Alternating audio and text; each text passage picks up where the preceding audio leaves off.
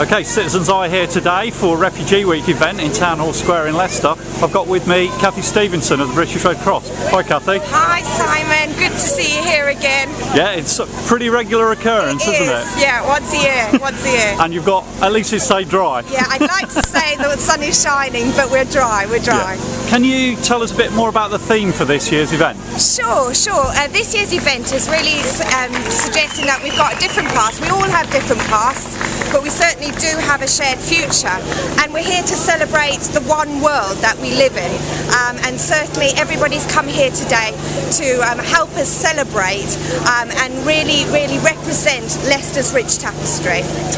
Okay, well, I'm finding it really interesting today to see the British Red Cross bunting up at the same time as the official kind of bunting for the Olympics this year. Yes. So, obviously Britain is going to be seen this year to be welcoming everybody from all over the world. So can you tell us a bit more why the Red Cross work with refugees and asylum seekers? Yes, well, the Red Cross helps people in crisis. If people are vulnerable, whoever or wherever they might be found, it's our role to support those in need.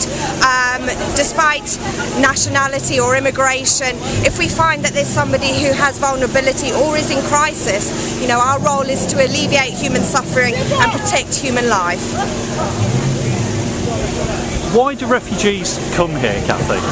Why do they seek asylum in Britain? Well, most asylum seekers and refugees have come from countries which have well-documented human rights abuses, generalised violence or areas of conflict.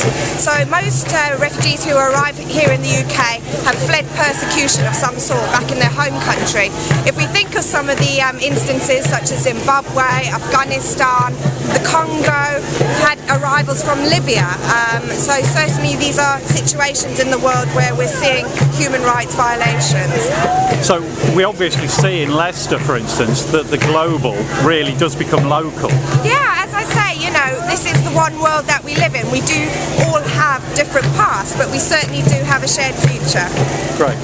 Are the Red Cross seeing the impact of funding cuts to other agencies? Is it affecting you? Yes, well, I'd say certainly there's been more demand on our services, and certainly, with the Red Cross being an independent organisation, we've continued to support people in crisis, even in these hard economic times.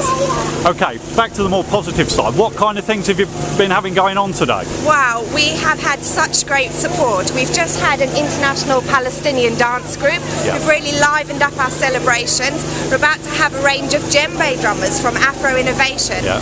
And later on we're going to be joined by Leicester's renowned KGB jazz band, who is headed by none other than our coordinator Gemma Lakin. So she's going to sing the clouds away later for us. Great. Cathy, I hope the rest of the day goes as well as it has done so far. Yes. Thanks a lot. Thank you.